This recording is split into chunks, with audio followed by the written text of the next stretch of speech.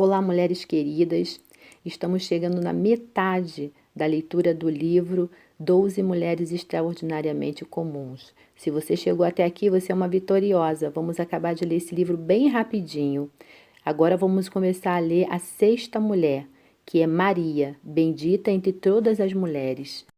De todas as mulheres extraordinárias nas Escrituras, uma se destaca dentre todas as outras como a mais abençoada, a mais bem-aventurada, a mais admirada universalmente. De fato, nenhuma mulher tão marcante quanto Maria. Ela foi escolhida soberanamente por Deus. Dentre todas as mulheres que nasceram para ser o instrumento único pela qual ele finalmente traria o Messias ao mundo. A própria Maria testemunhou que todas as gerações a considerassem profundamente abençoada. Está relatada lá em Lucas 1, versículo 48. Não foi só porque ela acreditava ser algum tipo de santa soberana, mas sim porque ela recebeu graça e privilégios extraordinários. Apesar de reconhecer que Maria era a mulher mais extraordinária de todas, é adequado acrescentar um recado breve de cautela contra a tendência comum de exaltá-la demais. Ela era, afinal de contas, uma mulher. Não era uma semideusa nem uma criatura com traços divinos que de alguma forma transcendesse ao resto da espécie. A lição da sua bem-aventurança, com certeza, não é que devamos pensar sobre ela como alguém a quem devemos recorrer para receber alguma bênção.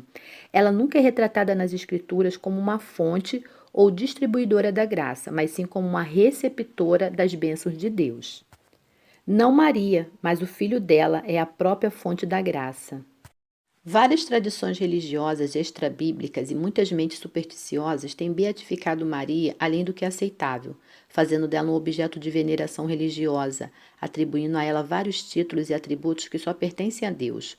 Uma longa tradição de pessoas zelosas demais por toda a história, equivocadamente, elevam a um estado semelhante ao de Deus. Infelizmente, até na nossa época, é Maria e não Cristo o foco principal da adoração e do afeto religioso de milhões de pessoas. Uma virgem perpétua e até corredentora com o próprio Cristo. O dogma católico ensina que ela foi levada corporalmente para o céu, onde foi coroada rainha do céu.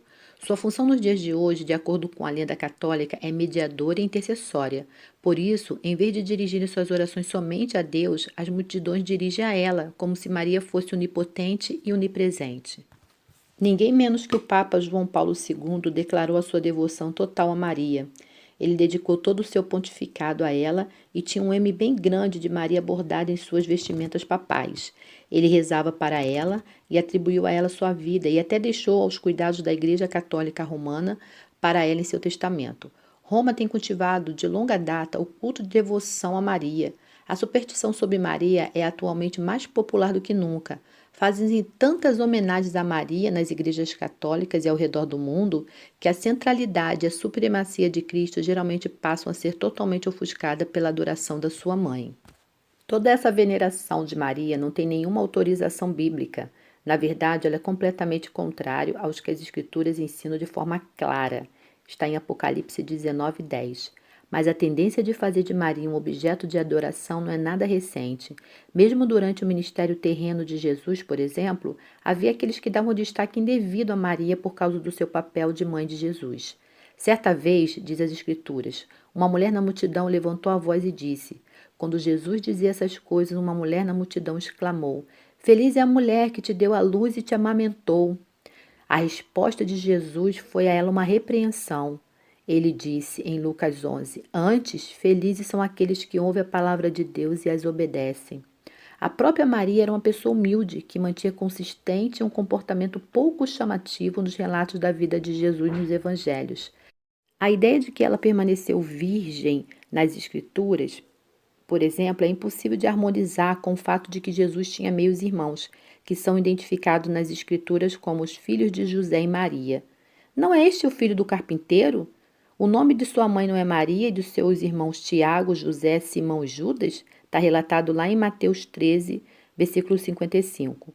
Além disso, Mateus 1, verso 25, diz que José se absteve de ter relações sexuais com Maria somente enquanto ela não deu à luz a um filho. Sob qualquer leitura natural do sentido claro das Escrituras, é impossível apoiar a ideia da virgindade perpétua de Maria. A Imaculada Conceição de Maria e sua suposta condição sem pecado não tem qualquer base bíblica. A primeira estrofe do Cântico magnífico de Maria fala de Deus como seu Salvador, dando desse modo um testemunho implícito vindo dos próprios lábios de Maria de que ela precisava de redenção. No contexto bíblico, isso só poderia se referir à salvação do pecado. Na verdade, Maria estava confessando sua própria pecaminosidade. De fato, longe de retratar Maria como um halo e um olhar angelical no rosto, as Escrituras a revelam como uma moça comum, de meios comuns, de uma cidade de camponeses de uma região pobre de Israel, prometida a um noivo de classe trabalhadora que ganhava a vida como carpinteiro. Se você tivesse conhecido Maria antes do seu filho primogênito ter sido concebido de um modo milagroso, você poderia nem notar a presença de Maria.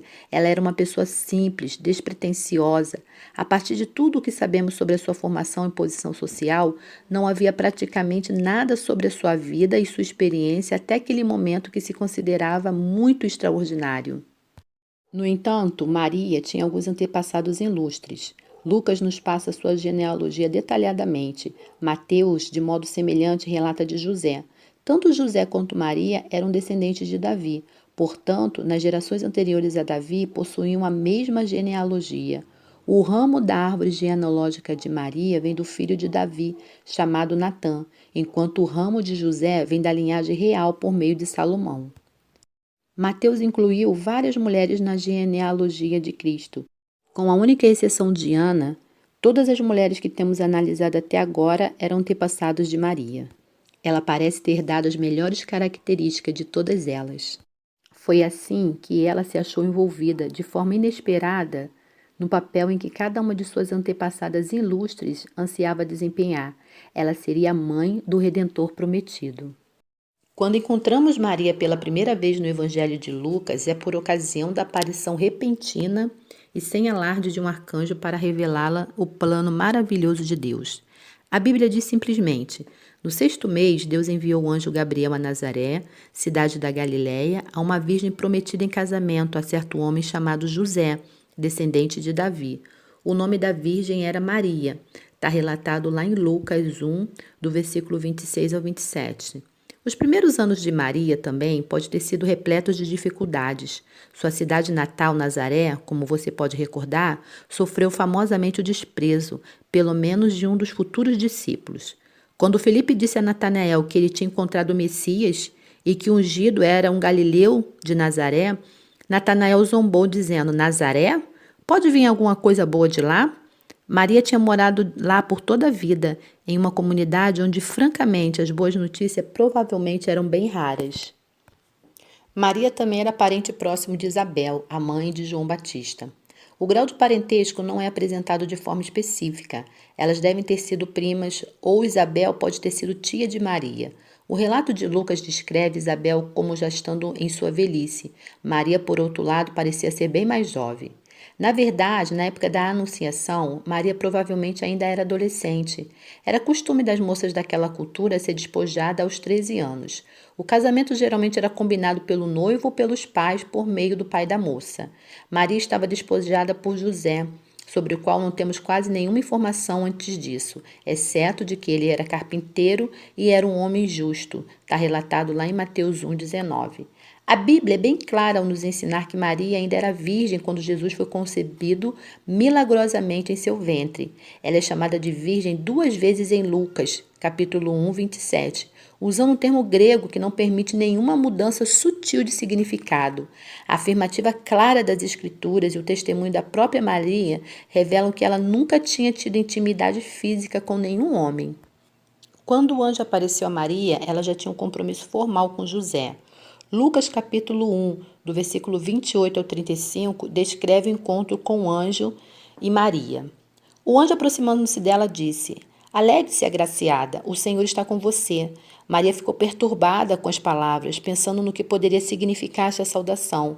Mas o anjo lhe disse: Não tenha medo, Maria, você foi agraciada por Deus. Você ficará grávida e dará à luz um filho, e lhe porá o nome de Jesus. Ele será grande, será chamado Filho de Deus.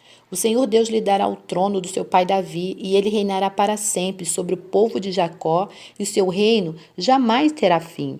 Perguntou Maria ao anjo: Como acontecerá isso se eu sou virgem? O anjo respondeu: O Espírito Santo virá sobre ti, e o poder do Altíssimo te cobrirá com a sua sombra. Assim, aquele que há de nascer será chamado Santo, o Filho de Deus. No entanto, o privilégio veio com um preço muito alto para Maria, porque ela carregava o estigma de uma gravidez fora do casamento. Apesar de ter se mantido total e completamente pura, o mundo estava fadado a pensar de outra maneira. Até mesmo José pensou no pior. Dá para imaginar a decepção do seu coração quando ele soube que Maria estava grávida, sabendo que ele não era o pai da criança? Sua tendência era divorciar-se dela sem alarme. Ele era um homem justo e amava Maria, então a Bíblia diz que José não estava disposto a fazer nenhum mal contra ela, a exemplo bíblico, mas estava tão abalado com a notícia que a princípio não via outra alternativa a não ser o divórcio.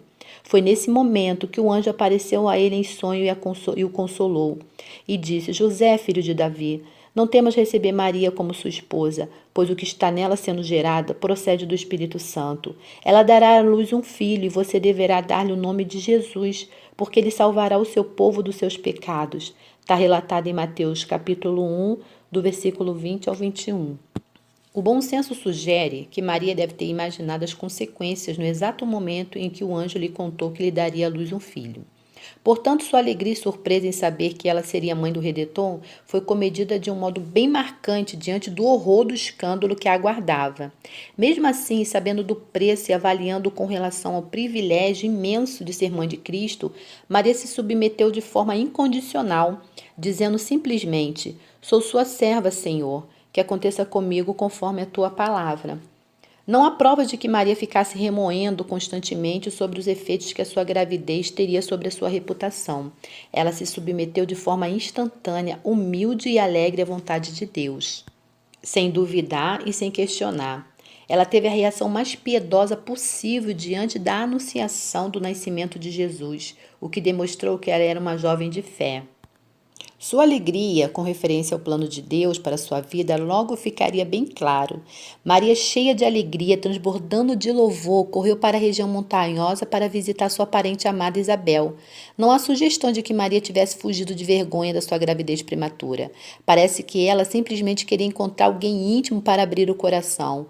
Portanto, era natural que ela procurasse uma parente próxima, que tinha uma fé robusta, madura e estava esperando seu primeiro filho por um nascimento milagroso anunciado por um anjo.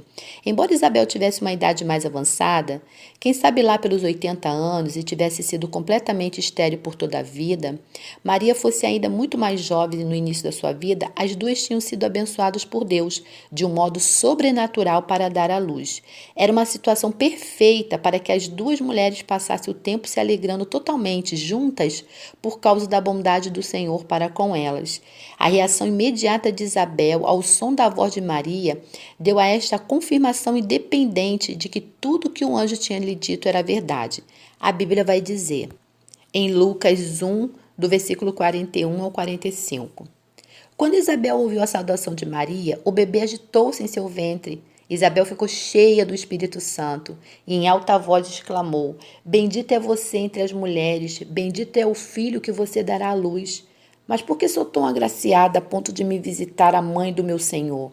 Logo que a saudação chegou aos meus ouvidos, o bebê que estava no meu ventre agitou-se de alegria. Feliz é aquela que creu e que se cumprirá aquilo que o Senhor lhe disse. Maria tinha descoberto por causa do anjo sobre a gravidez de Isabel. Nada indica que Maria tivesse mandado de antemão alguma mensagem sobre as circunstâncias a Isabel. De fato, a chegada repentina de Maria tinha todas as características de surpresa para sua parente.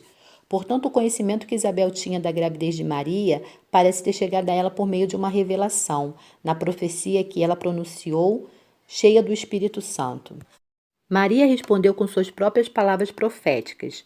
O que ela disse é conhecido como Magnificat, a primeira palavra no latim da expressão do louvor de Maria, que diz assim em Lucas capítulo 1. Minha alma engrandece ao Senhor, o meu espírito se alegra em Deus, meu Salvador, pois atentou para a humildade da tua serva. De agora em diante, todas as gerações me chamarão bem-aventurada, pois o poderoso fez grandes coisas ao meu favor. Santo é o teu nome. A misericórdia estende-se aos que o temem, de geração em geração. Ele realizou poderosos feitos com o seu braço, dispersou os soberbos nos mais íntimos do seu coração. Derrubou o governante dos seus tronos, mas exaltou os humildes. Encheu de coisas boas os famintos, mas despediu de mãos vazias os ricos. Ajudou ao servo Israel, lembrando-se da sua misericórdia para com Abraão e seus descendentes para sempre, como dissera aos nossos antepassados. Sem dúvida, é uma canção de alegria indescritível e um salmo de adoração mais magnífico do Novo Testamento. E como observamos antes, possui uma grande semelhança com o hino famoso de Ana pelo nascimento de Samuel. É cheio de esperança messiânica, de linguagem bíblica e de referências à aliança abrâmica. O coração da jovem Maria estava completamente cheio da palavra de Deus. Ela não somente incluiu duas referências às orações de Ana, como também fez várias alusões aos salmos, à lei e aos profetas.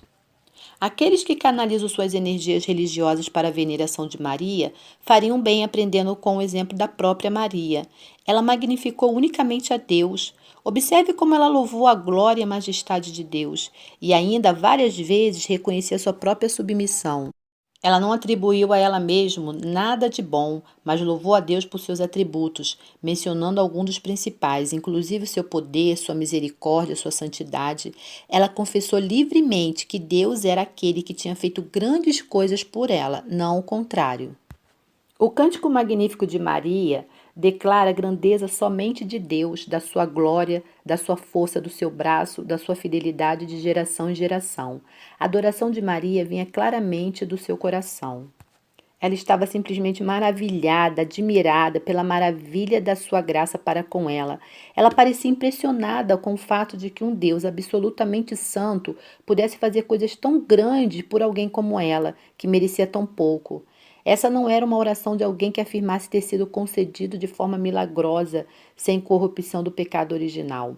Ela era, pelo contrário, a grande alegria de alguém que conhecia Deus intimamente como seu Salvador. Ela podia celebrar o fato de que a misericórdia de Deus está sobre aqueles que o temem, porque ela mesma o temia e Deus tinha recebido ela a sua graça. E ela conhecia intimamente como Deus exalta os humildes e enche os famintos com coisas boas, porque ela mesma era uma pecadora humilde que tinha fome e sede de justiça, e ela foi satisfeita. O coração de Maria transbordava de tanto louvor. Por todo o ministério terreno de Cristo, Maria apareceu somente 3 cenas. Em 2 dessas ocasiões, o próprio Jesus claramente repudiou a noção de que a autoridade terrena dela sobre ele como mãe dava-lhe o direito de gerenciar qualquer aspecto da sua obra salvadora.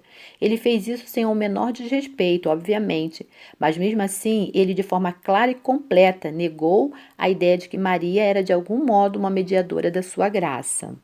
A primeira dessas ocasiões foi durante o casamento em Caná, quando Jesus operou seu primeiro milagre. Tendo acabado o vinho, a mãe de Jesus disse: "Eles não têm mais vinho." Por sua vez, Jesus tinha toda a disposição de reabastecer de forma milagrosa o vinho, porque foi exatamente isso que ele fez. Mas a Bíblia dá a entender que a sua resposta a Maria foi um tanto breve. Ele contrastou com a resposta direta e sutil do pedido de Maria e respondeu: "Que temos nós em comum, mulher? A minha hora ainda não é chegada."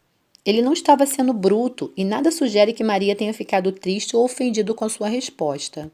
Nas questões espirituais, o papel terreno de mãe que ela tinha não lhe dava o direito de tentar gerenciar a missão dele no que diz respeito a cumprir a vontade do Pai. Como homem, ele era filho dela, mas como Deus, ele era o Senhor. Não era da sua alçada dar ordem a ele nas questões espirituais. O modo pela qual ele falou com ela simplesmente a recordou desse fato, sem lhe mostrar nenhum tipo de desrespeito, e depois disso ele transformou a água em vinho. Posteriormente, Maria sempre apareceu nos bastidores. Nunca buscou ou aceitou o tipo de destaque que muitos parecem estar decididos tentar dar a ela. Maria aparece novamente durante o ministério terreno de Jesus, quando as multidões que clamavam por seus milagres tinham chegado ao máximo. Marcos registra que as exigências do ministério de Jesus eram tantas que ele não tinha nem tempo de comer. Os parentes mais próximos começaram a se preocupar com a sua segurança, chegando à conclusão certamente equivocada de que Jesus estava fora de si. A Bíblia diz que os parentes de Jesus foram a ele querendo tirá-lo fisicamente das multidões e das exigências pesadas que elas estavam lhe impondo. Marcos 3, do versículo 31 ao 35, relata uma confusão, oposição das grandes multidões e de pessoas necessitadas pressionando Jesus. Foi nesse contexto que seus familiares mais próximos vieram buscá-lo para tirá-lo do meio da multidão, para preservar sua saúde e segurança. O texto diz: Então chegaram a mãe e os irmãos de Jesus. Ficando do lado de fora, mandaram alguém chamá-lo. Havia muita gente assentada ao seu redor e lhe disseram: Tua mãe e teus irmãos estão lá fora e te procuram. Quem é minha mãe? Quem são meus irmãos? Perguntou ele. Então olhou para os que estavam sentados ao seu redor e disse: Aqui estão minha mãe e meus irmãos. Quem faz a vontade de Deus, este é o meu irmão, minha irmã e minha mãe. Essa foi outra maneira de Jesus passar a mesma mensagem, no que se refere à obra espiritual. Seus parentes terrenos não tinham uma importância maior do que as outras pessoas. Com certeza, Jesus não colocou Maria em nenhum lugar exaltado sobre os seus discípulos.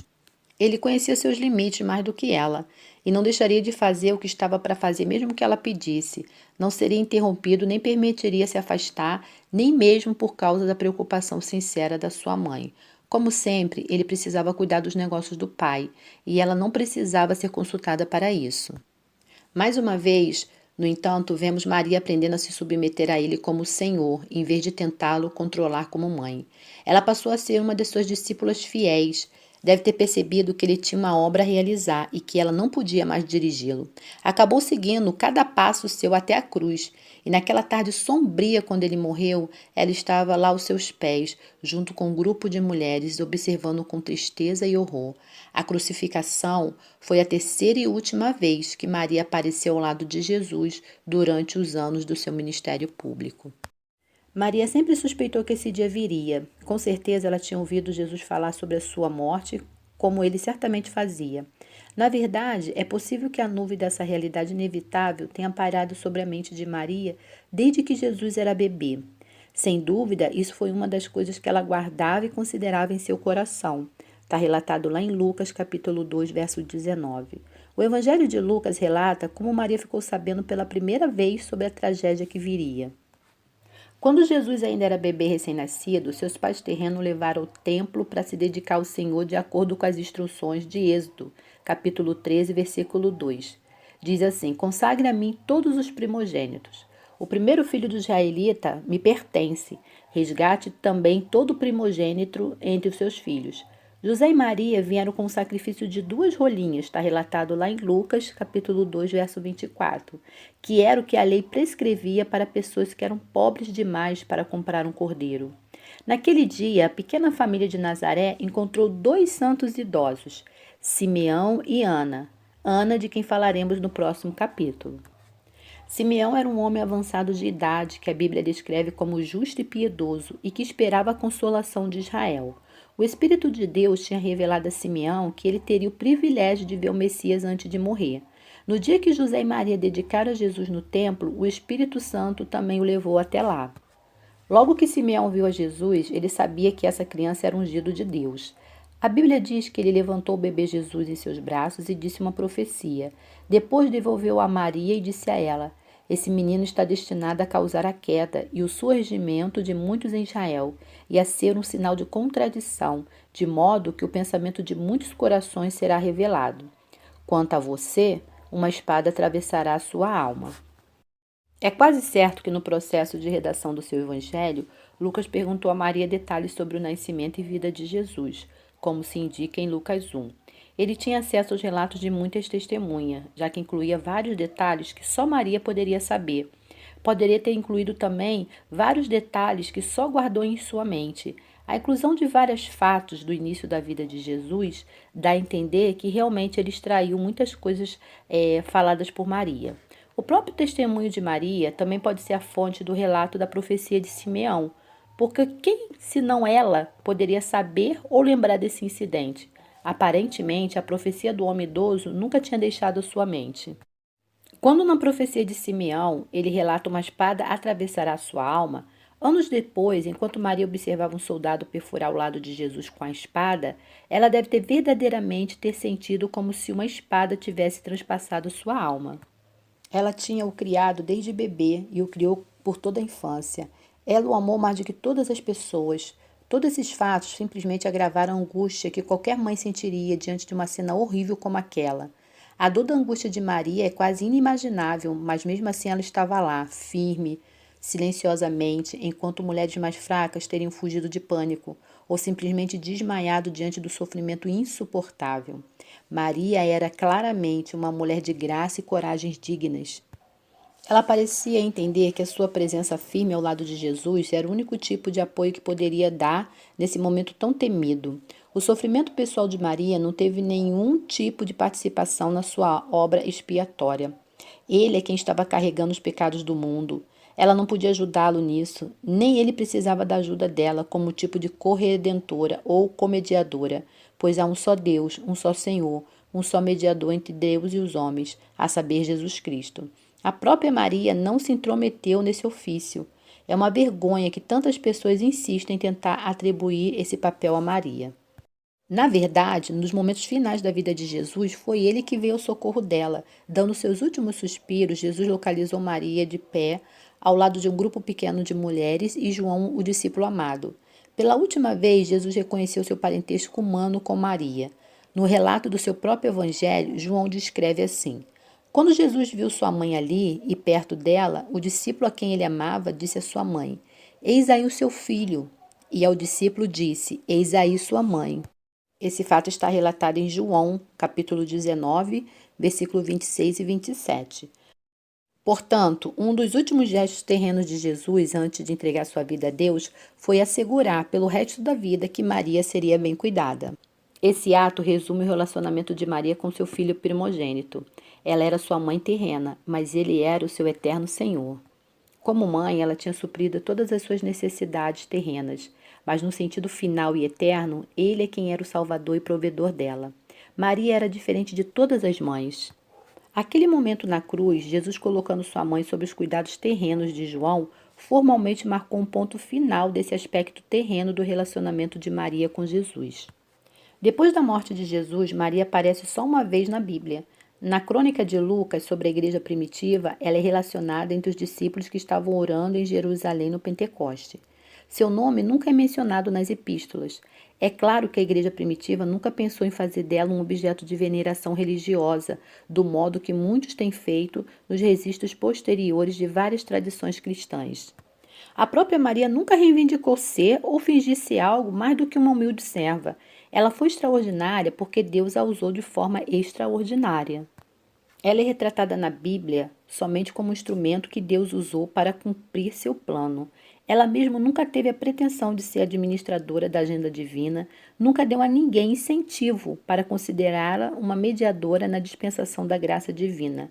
A perspectiva submissão no Cântico Magnífico de Maria é o mesmo espírito simples de humildade que influenciou toda a sua vida e seu caráter. Realmente é lamentável que a superstição religiosa tenha de fato idolatrado Maria. Ela com certeza é uma mulher digna de imitação, mas a própria Maria, sem dúvida, ficaria chocada só de pensar que alguém pudesse dirigir a ela alguma oração, veneração à sua imagem. Sua vida e testemunho nos apontam de forma coerente para o seu filho. Ele era objeto de sua adoração, ele era quem ela reconhecia como Senhor, ele era aquele em quem ela confiava para tudo. O próprio exemplo de Maria, visto na luz pura das Escrituras, nos ensina a fazer o mesmo. Bem, minhas queridas, terminamos aqui o capítulo de Maria, essa mulher cheia de graça e de coragem. Se você chegou até aqui, não desista, estamos indo para a nossa 7ª mulher. Com certeza, esse tempo será um tempo de crescimento para nós. No próximo capítulo, estaremos falando sobre Ana, a profetisa, testemunha fiel, que está relatado lá em Lucas 2. Até a nossa próxima leitura.